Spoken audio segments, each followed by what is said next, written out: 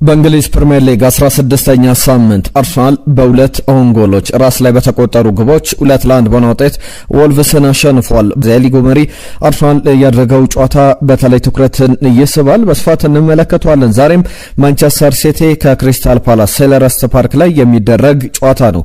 በዚህ ጨዋታ ላይ ማንቸስተር ሲቲ የማያሸንፍ ከሆነ አርሰናል የሊግ መሪነቱን በነጥብ ከፍ አድርጎ መቀጠል ይችላል። የግድ ማንቸስተር ሲቲ የነጥብ ልዩነቱን ለማጥበብ አሁን ነጥብ ልዩነት አለ፣ ማሸነፍ ይኖርበታል። ጤና ይስጥልን የተወደዳችሁ ስፖርታዊ ጉዳዮቻችን እንግዲህ እነዚህና ሌሎች መረጃዎችን አካተው ወደ እናንተ ይደርሳሉ። ከዚህ ሰዓት ጀምሮ በቻላችሁት በያላችሁበት አብራችሁን ቆዩ። ጊዜያችሁን ስለምትሰጡን ስለምታደምጡን ከልብ እናመሰግናለን። ቻናላችንን ሰብስክራይብ አድርጉ። ይህንን ቪዲዮ ላይክ አድርጋችሁ እንድትጀምሩ አስቀድሜ ያስታውሳለሁ። መልእክቶቻችሁንም ጻፉልን። ትናንትና ከነበሩ ጨዋታዎች እንጀምራለን። ምሽት 5 ሰዓት ላይ በእንግሊዝ ፕሪሚየር ሊግ የሊጉ መሪ አርሰናል በኤምሬትስ ወልቭስን ያስተናገደበት ጨዋታ ነበረ። 2 ኦን ጎሎች በወልቭስ በኩል ተቆጥሮ እንግዲህ አርሰናል 2-1 በሆነ ውጤት አሸንፏል። 70ኛው ደቂቃ ላይ ሳም ጆንስተን የእንግሊዛዊ ግብ ጠባቂ የወልቭሱ ግብ ጠባቂ በታይ ከቆመ ኳስ አርሰናል ከረጅም ጨዋታዎች በኋላ ግብ ያስቆጠረበት ነበር። መቼ ነበር ለመጨረሻ ጊዜ ግብ ያስቆጠረው አርሰናል? የምታስታውሱትን ጻፉልን በመልእክታችሁ ላይ። አርሰናል እንግዲህ በዚህ ጨዋታ ላይ በቀጥታ ከማዕዘን ምት እንግዲህ በእንግሊዝ ፕሪሚየር ሊግ ታሪክ እስከዛሬ 20 ቀጥታ ከማዕዘን ምት ከኮርና የተሻሙ ኳሶች በቀጥታ ገብተው ያውቃሉና ቡካዮ ሳካ ለዛ በጣም ተቃርቦ ነበርና የግቡን ቋሚ መልሶ ሲመለስ ጆንስቶን ራሱን ግብ ጠባቂውን እንግዲህ ከተወረወረ በኋላ ኳሷን አላገኛትም። ተወርውሮ ባለበት ሰዓት ላይ አየር ላይ ኳሷ በድጋሚ አንግሉን ገጭታ ወደ ውጪ ስትወጣ እሱን ነክታ ተቆጠረች። አርሰናል 1-0 እየመራ ጨዋታው ተጠናቀቀ በሚባልበት ሰዓት ላይ 90ኛው ደቂቃ ላይ አራኮዳሬ ያስቆጥራት ግብ አራኮዳሬ በጣም ጥሩ ግብ ነው ያስቆጠረው። ግብ ላይ ግን የፒየሮ ኤንካፒ ስህተት በጣም በግልጽ የሚነሳ ነው። ተጫዋቹ ግልጽ የኦፍሳይድ ከጨዋታ ውጪ አቋቋም ላይ ነበረ። ነገር ግን እሱን ተከትሎ ወደ ውስጥ መግባቱን ተከትሎ በነጻነት ኳሱን ገይቶ የዳቪድ ራያ ግብ ላይ ኳሷ አረፈች። ጨዋታው 1-1 ተጠናቀቀ። የአርሰናል ደጋፊዎችም ብስጭታቸው በደም ፊታቸው ድንጋጤያቸው በደንብ ያስታውቅ ነበረ በኤምሬትስ ስቴዲየም የተገኙ አርሰናል ደጋፊዎች። ከዛ በኋላ ግን ሞስኬራ ክርስቲያን ሞስኬራ አይደለም የወልቭሱ ሞስኬራ 94ኛው ደቂቃ ላይ ሌላ ግብ በራሱ ግብ ላይ አስቆጥሮ ከቡካዮ ሳካ እቺም የተነሳች ኳስ ናት። ጨዋታው 2-1 በሆነ ውጤት ተጠናቀቀ። 93ኛው ደቂቃ ላይ የተቆጠረ ግብ ነበረ። ለሚኬል አርቴታ ቡድን በጣም ወሳኝ ጨዋታ ወሳኝ ድል እንደነበረ መናገር ይቻላል። የተሰጡ አስተያየቶች አሉ ከጨዋታው መጠናቀቅ በኋላ። ማርሽን ኩዌን የቀድሞ የአስቶን ቪላ የአርሰናል ተጫዋች አርሰናል እድለኛ ነው፣ ነገር ግን አንዳንድ ጊዜ ሻምፒዮን ለመሆን እንደዚህ አይነት ጨዋታዎችን በእንደዚህ አይነት መንገድ ማሸነፍ ይገባ ይሆናል የሚል አስተያየቱን ሰጥቷል። ጋብሪኤል ሱስ ከ335 ቀናት በኋላ በፕሪሚየር ሊግ ጨዋታ ላይ የተመለከትነው ነበረ። በኤምሬትስ አርሰናል እስካሁን 4 ግቦች ነበሩ የተቆጠሩበት። እነዚህም ሪቻርልሰን እንዲሁም ደግሞ ሌላኛው ግብ አስቆጣሪ የሆርሊን ብራውት ሃላንድ ግብ እንደነበረ ይታወቃል። ትናንትና ደግሞ አራኮዳሬ ግብ አስቆጥሯል። እንደዚህ አይነት አጋጣሚዎች በደንብ የሚነሱ ናቸው። አርሰናል እስካሁን በኤምሬትስ በሁሉም ውድድሮች ላይ ያከናወናቸው ጨዋታዎች አሉ። የባየርን ግብም የሚጠቀስ ነው። በፕሪሚየር ሊግ ላይ ግን 3 ግቦች ብቻ ነው ያስተናገደው። በአጠቃላይ 12 ያክል ጨዋታዎችን በኤምሬትስ አከናውኗል። 11ዱን አሸንፏል። አንዱን ባቻ ውጤት ምንም ግብ አልተቆጠረበትም። 31 ግቦችን አስቆጥሯል። በኤምሬትስ ባደረጋቸው 12 ጨዋታዎች 4 ግቦች ብቻ ተቆጥሮበታል። በጣም የሚያስገርም አይነት ጨዋታ ነው።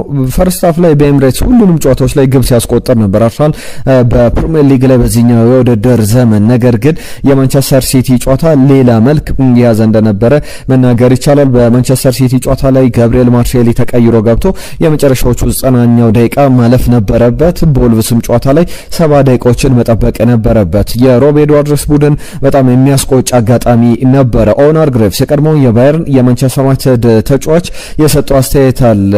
አሁን እንደዚህ አይነት ስሜቶች አሉ። አርሰናል የአርሰናል የዋንጫ አመት ነው። ፕሪሚየር ሊጉን አርሰናል የሚያሸንፍበት አመት ይመስላል። ነገሮች ሁሉ ወደዛ የሚያመሩ ይመስላል የሚል አስተያየቱን ሰጥቷል። ከጨዋታው መጠናቀቅ በኋላ ለሁሉም አርሰናል ሙሉ 3 ነጥብ ይዞ ወጥቷል። ነገር ግን 2 ኦን ጎሎች የተቆጠሩበት በጨዋታው ላይ ግን እንደ ጥሩ ጎን ሊነሳ የሚችለው እነ ሊያንድሮ ትሮሳር፣ ዊሊያም ሳሊባ፣ ዴክላን ራይስ በሜዳ ላይ ተመልክተናቸዋል። ትሮሳርድ ተቀይሮ ነው የገባው። ትናንትና ኤቤሬቺ ኤዜ በመጀመሪያ አሰላለፍ ማርቲን ኦዴጋርድን ተክቶ ወደ መጀመሪያ አሰላለፍ ገብቷል። ነገር ግን ትንሽ ስጋት የሚገባው የቤን ዋይት ጉዳይ ነው። ቤን ዋይት በተከላካይ ስፍራ ላይ የአርሰናል ጉዳቶች በጣም በርከት ብለው ቀጥሏል።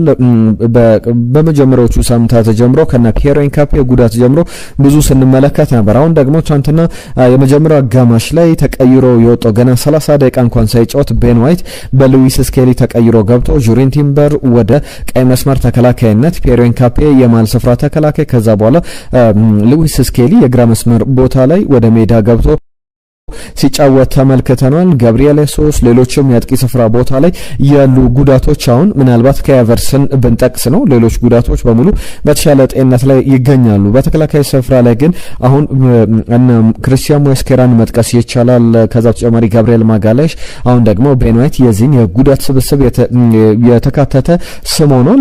በጣም የሚያሳስብ ሊሆን ይችላል ከሚኬል አርቴታ ቡድን ጋር በተያያዘ እነዚህ የሚነሱ ጉዳዮች ናቸው። ሌሎቹን ጨዋታዎች እንመልከት። ዛሬ ግን የሚጠበቁ ጨዋታዎች አሉ። በፕሪሚየር ሊጉ ላይ በጣም ተጠባቂ ጨዋታዎች መካከል ክሪስታል ፓላስ ከማንቸስተር ሲቲ 11 ሰዓት ላይ ይደረጋል። ማንቸስተር ሲቲ ማሸነፍ የሚችል ከሆነ ከአርሰናል ጋር ያለውን የነጥብ ልዩነት አሁን በ5 ነጥብ ልዩነት አርሰናል ሊጉን እየመራ ይገኛል። የነጥብ ልዩነቱን ማጥበብ የሚችልበትን እድል ያመቻቻል። ከጨዋታው አስቀድሞ የተሰጡ አስተያየቶች አሉ። በተለይ በቡድኖቹ መካከል አርሰናልን ለመከታተል የማንቸስተር ሲቲ ሰዎች ኮሎ ቱሬ ፔፕን ተክቶ በሳምንቱ መጨረሻ ላይ ጋዜጣዊ መግለጫ የሰጠው እሱ ነበረ። ፔፕ በግል ጉዳይ ምክንያት ጋዜጣዊ መግለጫ ላይ መገኘት አልቻለም ነበረ። ከዛ ውጪ ዲያዝ የቡድኑ አምበልም ተመሳሳይ አስተያየቶችን ሰጥቷል። ፔፕ ጋርዲዮላ ካነሳው ሀሳብ ላንሳ። ባለፈው ከቲኤንቲ ስፖርት ጋር የሰጠው አስተያየት ነበር። በፖስት ማች ብዙ ሩቅ ነን ሲል ነበረ ከመፎካከር በብዙ መንገድ። አሁንም ካለን ብቃት የመጨረሻ ደረጃችን ላይ አይደለንም። ፌብሩዋሪ የካቲት ላይ ከዚህም ላቅ ባለ ደረጃ ታገኙናላችሁ። በጥሩ ብቃት ላይ እንቀጥላለን። እንደዚህ አይነት አጋጣሚዎችን መጠቀም አለብን። የማንቸስተር ሲቲ ተጫዋቾች በሚገርም ብቃት ላይ ይገኛሉ ሲል ነበረ። ከዛም ግን ገና ሙሉ ለሙሉ የማንቸስተር ሲቲ ሙሉ አቅም ይሄ አይደለም ሲል ነበር ፔፕ ጋርዲዮላ። በተመሳሳይ ዲያዝም ማንቸስተር ሲቲ ካለበት ገና ምን ማድረግ እንዳለብን በዋንጫ ፉክክር ላይ እናውቃለን። 70% ደረጃ ላይ እንገኛለን፣ 30% ይቀረናል። እንግዲህ የምንመለከተው ይሆናል የሚል አስተያየቱን ሰጥቷል። ከዚህ በላይ እንዴት መሻሻል እንዳለብን እናውቃለን የሚል ተመሳሳይ አስተያየቶችን ሰጥቷል። ኮሎ ቱሬ ደግሞ በፖስት ማች በፕሪ ማች ቆይታው ላይ ስለ ማንቸስተር ሲቲ ጨዋታ ስለ ፔፕ ጋርዲዮላም ስለ አርሰናል ተፎካካሪነት ሲያነሳ ነበር። የቀድሞ አርሰናል ተጫዋች ነው። በማንቸስተር ሲቲም በእርግጥ ተጫውቷል። ኮሎ ቱሬ ከሰጣቸው አስተያየቶች መካከል ምን አይነት ኳሊቲ አርሰናል እንዳለው እናውቃለን። እኛም እንግዲህ በጣም ስትሮንግ የሆነ በጣም ትልቅ አሰልጣኝ፣ በጣም የተለየ ስኳድ ያለን ስብስብን ምን እንዳለን እናውቃለን። ስለዚህ በቀጣይ በፉክክሩ ላይ የዓለማችን ምርጡን አሰልጣኝ ይዘን በጣም በየለቱ አዳዲስ ድንቅ የሚባሉ ስራዎችን የሚሰራ አሰልጣኝ ያለን ፔፕ ጋርዲዮላ። ስለዚህ የዋንጫ ፉክክሩ ላይ የሆነ አይነት ነገር ለመፍጠር እንሞክራለን ሲሉ ነበር። በዚህ ጨዋታ ላይ ሮድሪ አይኖርም። ክሪስታል ፓላስም አሸንፎ ወደ ቶፕ 4 ለመመለስ ከማንቸስተር ሲቲ ጋርም ያለውን የነጥብ ልዩነት ለማጥበብ የሚያደርገው አይነት ጨዋታ ነው። ማሸነፍ የሚችል ከሆነ በሁለቱ ቡድኖች መካከል ያለ የነጥብ ልዩነት አለ። አሁን 31 ነጥብና 26 ነጥቦች ነው በመካከላቸው፣ የ5 ነጥብ ልዩነት አለ። ይህንን የነጥብ ልዩነት ለማጥበብ የሚደረግ ጨዋታ ነው። ወደ 2 ነጥብ ማንቸስተር ሲቲ ጋር ያለውን የነጥብ ልዩነት፣ ማንቸስተር ሲቲ ደግሞ ከክሪስታል ፓላስም ነጥቡን ለማስፋት ከዛ በተጨማሪም ከአርሰናል ጋር ያለውን የነጥብ ልዩነት ለማጥበብ የሚደረግ አይነት በጣም ጥሩ ጨዋታ ነው። የተወደዳችሁ አብራችሁን ስለነበራችሁ ከልብ እናመሰግናለን። ሌሎችንም